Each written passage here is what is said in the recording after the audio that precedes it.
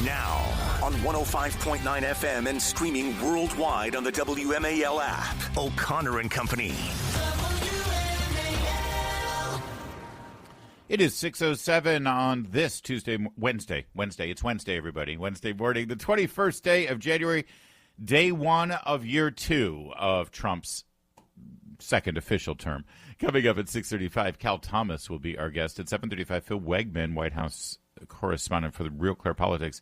8:05, Virginia delegate Scott Wyatt. And now Gardner, who, he's born a Brit, so he can help us with the European perspective on all the things we're seeing right now, from Greenland to Davos to tariffs to, all that stuff. Because the president is, he's about to land in Europe if he hasn't already, and it's going to be sort of the center of the universe this week as the president is there for the World Economic Forum and some major announcements, but all eyes are on Greenland policy. So now Gardner will help us out with that. That's coming up. It's Larry O'Connor with the proprietor of the Mom Wars Substack and podcast, the one and only Bethany Mandel. Good morning, Bethany. Good morning. Thank you for the unsolicited plug for my blog and podcast. I mean, the solicitation is implied, or I've certainly inferred it.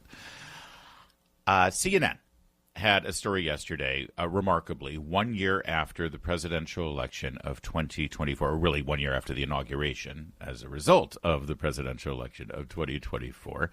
And, of course, you'll remember, Bethany, being a white suburban mom, that the white suburban moms were like the center of the universe for that election, right? That's what it was all about. It's like white suburban moms, white suburban. And we hear a lot today. It's like, these deportations and the chaos in the streets of Minnesota. This is not what the Trump base voted for. This is not what those swing state voters and white suburban moms wanted. Yeah, I'm not so sure about that. They didn't want chaos, certainly, but the chaos isn't coming from federal agents actually enforcing the law. The chaos is coming from the organized left trying to disrupt their operations. But that's anecdotal. That's my hunch. What about this? At CNN, they did a whole 1 year wrap up, and they talked to some of those white suburban moms who did not vote for President Trump. Take a listen to this clip from the report. Cut one. There's that saying, Trump was right about everything, and that's kind of how I'm feeling right now. This breakfast conversation, our sixth visit with Betsy Sarcone, dating back to August 2023. Her shift, beyond dramatic. A DeSantis, then a Haley voter, said she would vote for Joe Biden if Trump won the Republican nomination. But she changed her mind. I think Biden probably changed me more than Trump. I think watching nothing be done, for 4 years about an open border. Now she gives Trump an A-, loves the immigration crackdown, just closed a big real estate sale, and thinks the economy is picking up. Sarcone laughed at Trump's 2020 election fraud claims when we first met.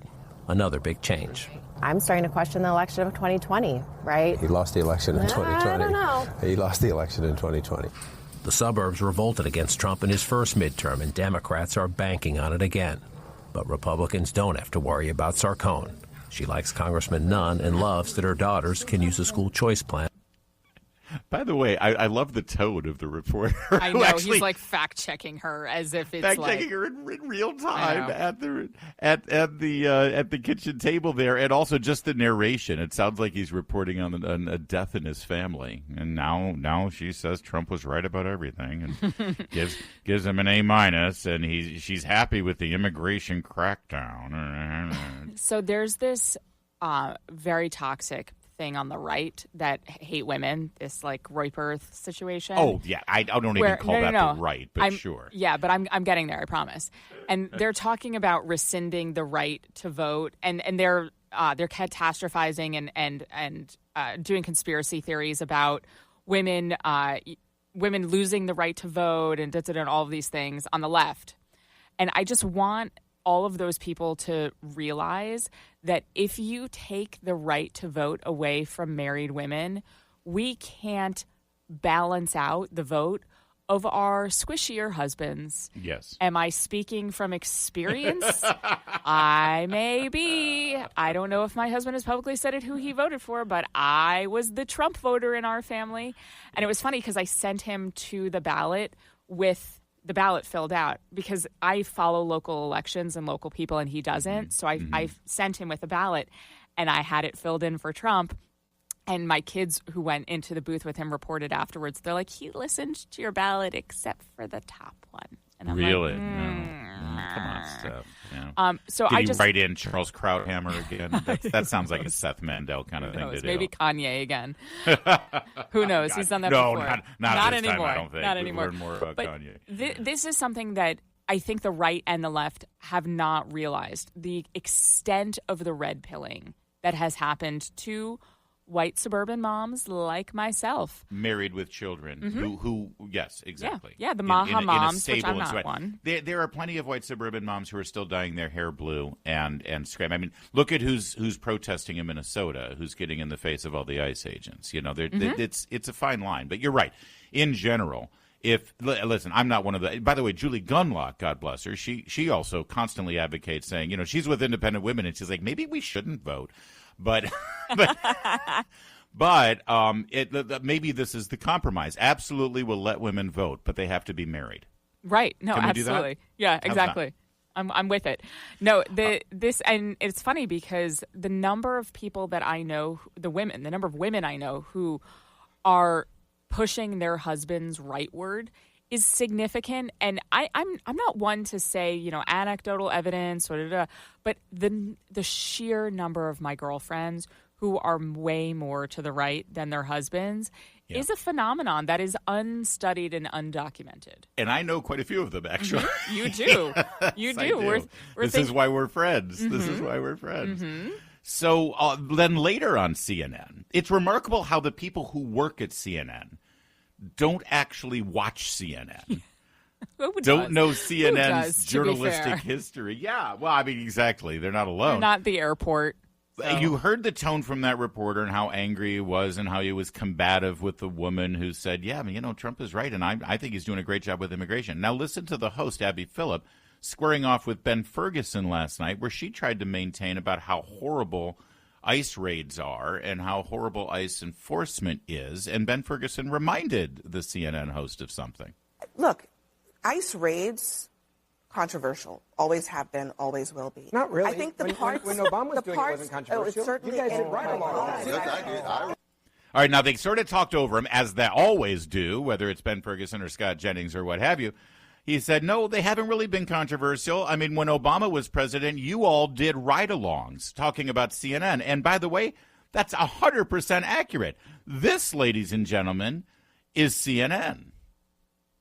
Just before the sun rises in the Windy City, immigration and customs enforcement agents fan out across Chicago to arrest criminals in the U.S. illegally. Tech 1, Tech 2, Tech 3. CNN was granted exclusive access. Yes, exclusive access to those ICE raids. But here we are, Abby Phillips saying ICE raids always controversial. No, not. It's only when you don't like the president enforcing the laws.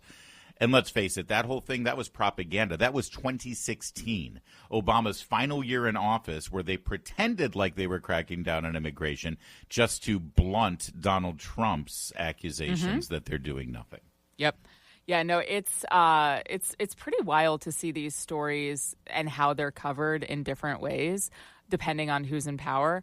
But I think that signaled to Democrats that this was actually not a losing issue, and I don't quite understand why they're going all in on their hyperfixation with ICE now.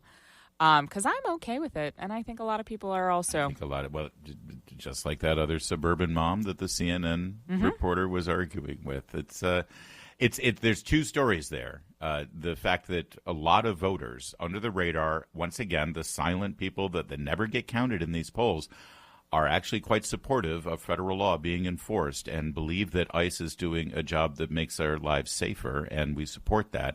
And the secondary story is that CNN, a journalistic endeavor, I'm told, is in complete denial about that reality. Coming up in a quick moment, if you are a homeschooling parent, you might have noticed some pretty radical statements from a major homeschool curriculum. We'll talk about it in a sec. First, though, it's 6:15.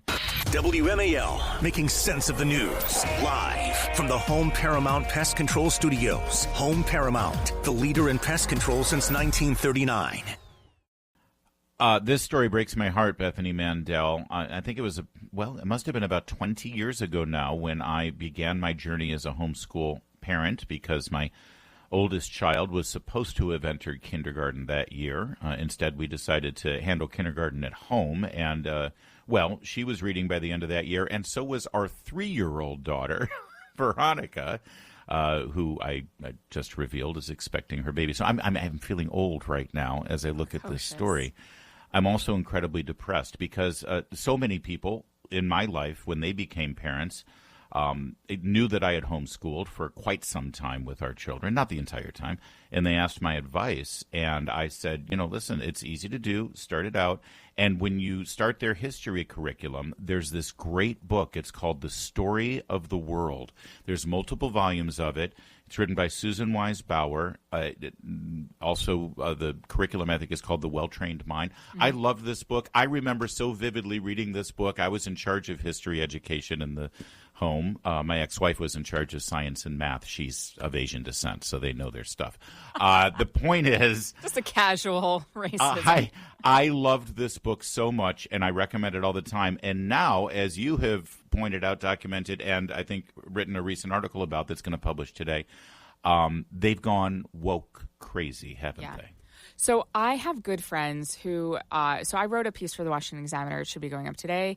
And I link a piece to National Review that I really pressured 2 of my girlfriends to write very strongly. Because let me back up slightly. Okay. So the Well-Trained Mind Instagram and Facebook yesterday posted an anti-ICE diatribe. Which Susan Weiss Bauer has been doing for some time. She's been very woke for a long time, both on her personal social media and also on the Well-Trained Mind forum. So it's not a surprise that she's done this. But what was surprising to me was that she decided to put her company on the line and her employees' jobs on the line by doing this. Yeah. Because that's a bold move as a homeschool curriculum to stake such a divisive and decisive position against the majority of your customers.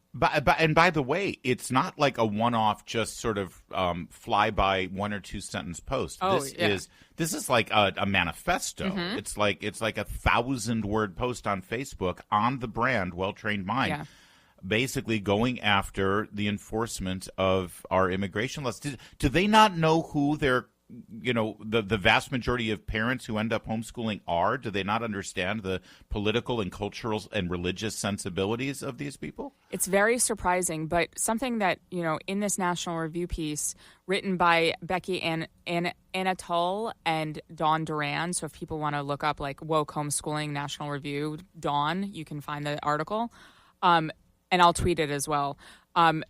This is happening across the board in homeschool curriculums, and this is something that homeschool parents are not aware of. There's so many other curriculums. There's another curriculum that I use called Beautiful Feet Books, and I have 2 editions of the same curriculum, one from 10 years ago and one that was republished, and it is a significant difference. I did a page-by-page comparison of the Columbus lesson, and it's significant.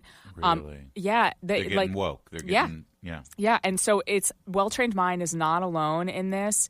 There's a lot of other curriculums that are doing this. The Alviary by the Charlotte Mason Institute is another one. I would say the majority of homeschool curriculums are woke now. So here's what happened. COVID happened. Mm-hmm. And parents, even liberal-leaning parents, non-conservative, non-religious parents, saw how completely screwed up and how they were betrayed by the teachers' union and their school board and the public school system. And they did what most normal parents did if they have the opportunity and the means to do it, and that is they pulled their kids out of those schools and decided, okay, we're going to homeschool. And then they saw that the curriculums were probably, by the way, these curriculums aren't really conservative. They're just not crazy liberal left-wing Marxist. I will take a neutral, for God's sake. I'll take neutral. And one mistake. And now, because of that influx of non-conservative parents who are homeschooling, I bet that they have made demands. And I disagree with you, actually. Okay. I think like most wokeness, it actually is a top-bottom thing. And okay. The purveyors of these curriculums, like Susan Wise Bauer, have gone woke, and they've decided that this is the only truth. and this is the only way. And I think that's one, but I think there's also another sort of sect of this wokeness it's just this is how you're a good person, and it's something that women fall prey to very frequently when it comes to political issues, because they're the emotional whatever, and they've decided this is the nice way to be, and no one wants to be confrontational. No one wants to say directly to Sunlight, which is a Christian curriculum, and it's a huge service. Why are you still carrying Susan Weiss Bauer? Yeah. I'm writing a second piece, actually, for the Washington Examiner, and I got a quote from Classical Conversations, which is one of the biggest curriculum companies out there, and they dropped Susan Weiss Bauer's products. He told me that, and I don't know. I don't think that's news. I think I'm going to be breaking news in the piece, and obviously right now. He said, we're done with anything well-trained mind. There you go, Mom and Dad. As usual, choose wisely. And if you can find the curriculum that fits with how you want your children educated, then maybe this is a business opportunity as well. It's 6:24. All right, coming up, we'll talk to Cal Thomas, as we do at Wednesday 6:30 slot, and that's where we are. Keep it here. WMAL-FM, Woodbridge, Washington, a Cumulus media station. Making sense of the news. News Talk 105.9. News now. Now on 105.9 FM and streaming worldwide on the WMAL app. O'Connor and Company. It is 6:37. Good morning. Thanks for tuning into this Wednesday edition of O'Connor and Company, and it's a busy one, just getting busier here as the president about to storm the World Economic Forum in Davos. At 7:35, Phil Wegman, White House correspondent for Real Clear Politics, will give us a update on that and a review of yesterday's performance by the president at the briefing. 8:05 brings us Virginia Delegate Scott Wyatt as he is witnessing the wokeification and Marxification of Virginia before our very eyes. I thought Abigail Spanberger was just a reasonable moderate. She's a moderate. What? 8:35 now. Gardner will join us. He of Heritage Foundation's Margaret Thatcher's Center for Freedom. Talk about how the Europeans are taking some of the president's more recent policy initiatives.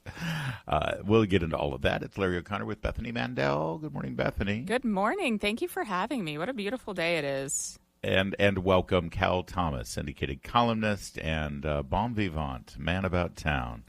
I don't know. Whenever I introduce you like that, I feel like Gene Wilder introducing the monster in Young Frankenstein.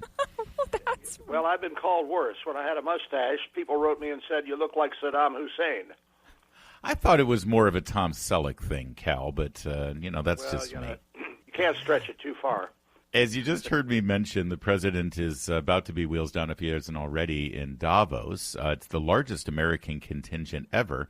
And my understanding was that they wanted a big presentation about America First economic policies, what we're going to do about housing, things like that, which is a departure from usually how these things go. When the Americans show up, they're demanding that we do something about climate change and Ukraine and what have you. Is everything the president is going to try to do here overshadowed by the Greenland discussion? Or is that what the president wants? He wants to sort of push the agenda onto the Europeans and say, listen, Greenland needs to be defended. If you ain't going to do it, we're going to do it. Yeah, I think Mark Thiessen has hit it right in today's Washington Post. He's got a good column in there. He said we could work out a deal with Greenland similar to that was worked out in Cuba. We've had Guantanamo Bay on a lease arrangement for decades, and that could be the same thing. I think the president might have done better if he had come in with a softer attitude and said, look, this is in the interest. I know. This is in the interests of Europe as well as the United States. The Chinese and the Russians are making a move here. As you've seen in Ukraine, Russia has ambitions beyond Ukraine. This is fundamentally in your interest, but it's also ours. Let's work out some kind of a deal. We don't have to grab it. I mean, we're not the mafia in Chicago. Come on. But apparently, Trump's personality, he just can't do this. My way or the highway. What do you think the future is going to be? Because he sounded a little bellicose about the possibility of actual aggression. Do you think that that's going to happen, or is there going to be a diplomatic solution reached in Davos? Well, Bethany, when you talk about taking over an island. The critics can say, well, wait a minute, I thought you were denouncing Russia for invading Ukraine. Right, fair. I thought you had serious reservations, if not downright opposition, for China's saber-rattling to grab Taiwan. You went into Venezuela and deposed a dictator. Now, whether you think those are good things or not, still it kind of dilutes the argument about being an imperialist. I mean, the president ran on America first. He's done some tremendous things. The closing of the border, the deporting of these horrible criminal aliens. I think they were really behind the curve on showing pictures, as the president did yesterday, and as the Border Patrol officer did in Minneapolis. You got to get these people out in front of the public, even though most of the media will not cover it. The Media Research Center says over 90% of the coverage of this business in Minneapolis and Minnesota has been negative. They haven't showed hardly any of the pictures, and that's how they slant the news and get the public opinion to go in their direction. Yeah, well said. And I'll just say on Greenland, I think one thing that has been a result of the saber rattling here, or the approach that the president has taken, is that you had Keir Starmer, the PM of the United Kingdom, and other European leaders all saying, well, of course, we all know that Greenland is vital. We all know that Greenland needs to be protected. We all know China and Russia have their designs there. It's like, okay, well, if you all know that, why haven't you done anything about it? And now, at least the issue is front and center, and hopefully they will do something about it. Meanwhile, you mentioned the coverage of everything going on in Minneapolis. What do you think that these agitators and resistors and the well-organized mob, did they jump the shark here with this church invasion led by, it seems, Don Lemon of all people? Yeah. I think it's probably the first time a lot of those people have been at a church. Yes. But I think that was just outrageous. I don't care what it is. It's really ironic. Here is Minneapolis declaring itself a sanctuary city, but then allows these rioters and to invade a sanctuary.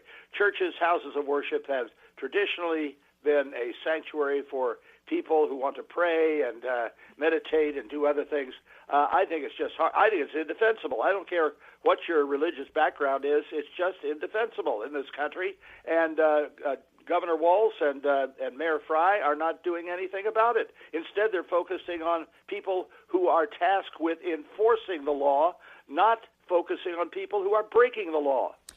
What's terrifying to me is, and our friend Matt Whitlock had a great tweet yesterday. At what point did Tim Walz, Keith Ellison, and Jacob Frey acknowledge that they've created an incredibly dangerous situation? Because there's an anti-ICE database in Minnesota, and they're putting in people's license plates. So it's terrifying. And Fox News, they're putting people's license plates just because they suspect they may be ICE because they drive a Suburban. Mm-hmm. I mean, that's really I'd what be ICE. Yeah. I mean, well, I think that I think the Justice Department is right in subpoenaing both Governor Walz and Mayor Frey to find out what kind of role, other than just the public role that we've seen, they've had in fomenting and underwriting these demonstrations. Plus, we need the president's promise that he says he knows where this money is coming from outside the country even, to underwrite and to promote these demonstrations. I want to see that. I think it's George Soros money. I think it's money from some of the states around the world that hate us. And, Peter Schweizer's got this new book out on the infiltration of America. Absolutely a tremendous book, and everybody ought to read it because that's exactly what's happening. Cal Thomas, thanks for joining us. They're predicting like maybe a foot of snow this weekend in D.C. So abandon your cars now. Jackknife your tractor trailers. Close your schools. Don't wait. Panic. I was just saying that to our producer, Heather, recounting when there was Snowmageddon, and Emily Borkholder, who listens to the show, she did that during Snowmageddon. That was one of my favorite memories of that storm, was she abandoned her car. Abandoned the car. Yeah, well, and while you're abandoning it, just set it on fire, too, behind you. Yeah, that could be good. Just to keep warm. That's what we do in democratic places now. We just set our cars on fire. Thank you, Cal. All right, guys. 6:44.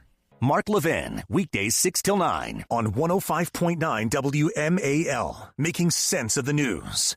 Well, listen, a dominant conversation today across the news spectrum is going to be the president's visit to Davos, World Economic Forum. We had quite a bit said yesterday by the likes of Gavin Newsom. Who's paying for Gavin Newsom to go to Davos, for God's sake? What, California has a foreign policy now? Are you kidding me? And then Emmanuel Macron, who is the husband of that dude Emmanuel Macron, right? Is that I'll get confused about whether Emmanuel Macron is trans or not. I know that there's a lot out there. It's confusing. Yeah, I think. Let's just so leave it not trans, but kind of a pedo. Everyone should look into the history of that relationship. Candace really overshot what is really actually interesting. You could have just focused Macrons. on what everybody knows, which was she was a middle-aged teacher, and he was in 6th grade or something. It's so disturbing. I don't understand. Oh, they're French. Come on, leave them alone.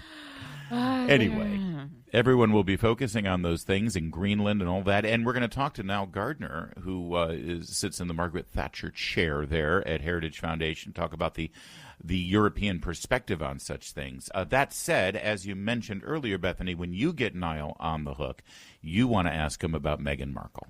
Meghan Markle, that's right. I was actually going to interrupt you to reassure our listeners that not only are we going to talk about Davos and Greenland, we're also going to talk about Meghan Markle, guys. Don't worry. Hold on tight. I'm going to lead that ship into the Meghan Markle territory. Don't worry. Well, we have some sad news for all of you who are obsessed with everything Meghan Markle, and especially her really shoddy, sort of low-rent knockoff of Martha Stewart, sort of cooking, homemaking, sit with friends and have coffee and pretend that people like you show that she's done on Netflix. It will not be returning for a 3rd season. Are you going to be okay? So I hate watched the first season. Most people hate watched it, but I did it for pay. I pitched it. I pitched it to the Washington Examiner because I was like, I'm not doing this for nothing. But then my kids wanted to watch it with me every single episode because they loved hate watching it with me. Yeah. And my 8-year-old is an aspiring chef, and he was yelling at the screen, why would you pour boiling water in a dish with feta cheese and orzo? That's disgusting. It's going to make a soup. And they all insisted on hate watching the 2nd season with me. And I have standards, Larry. But you didn't get paid to do it. No. So. And I didn't even pitch it. I was like, I suffered through the 1st season. I'm not writing about the 2nd season. I'm not making myself sit through it. My kids were really mad because they wanted to hate watch it, and the lack of hate watching of everyone the 2nd season is why it was not renewed for the 3rd. By the way, for those of you who think that this means, so much for the multi-million-dollar deal that Netflix, led by their board members, Michelle and Barack Obama, or I don't know, they're not on the board, but they might as well be because Susan Rice is and what have you. According to Variety, Harper's Bazaar, even worse, the partnership, the Duchess's partnership with Netflix is far from finished. So there'll be more content coming. Great content. Like, you mentioned the cooking. Here's Meghan Markle famously using lemon zest on everything. I need some lemon zest. I love zesting. Oh, well, then this is the perfect job for you. I think the brightness of citrus helps so many things. Am I getting hazard pay for having to listen to this? We have some. I never noticed the music is sort of like softcore, Cinemax porn music. I looked up. I was like, "What is that music playing?" You see me look around the studio. It sounds like a 90s sort of softcore titillating Red Shoe Diaries situation. So she thinks she's titillating. That's the annoying thing about this show. She thinks she's so innovative and she's so titillating. Meanwhile, she's copying everything everyone is doing. The show that she actually copied the most was Pamela Anderson. Can you believe that? Really? I didn't even know she had a lifestyle show. And then because people started making the comparison, I looked, and A, it's true, and B, Pamela Anderson is killing it. Yeah, she's great. Not bad for a Canadian. It's 6:53.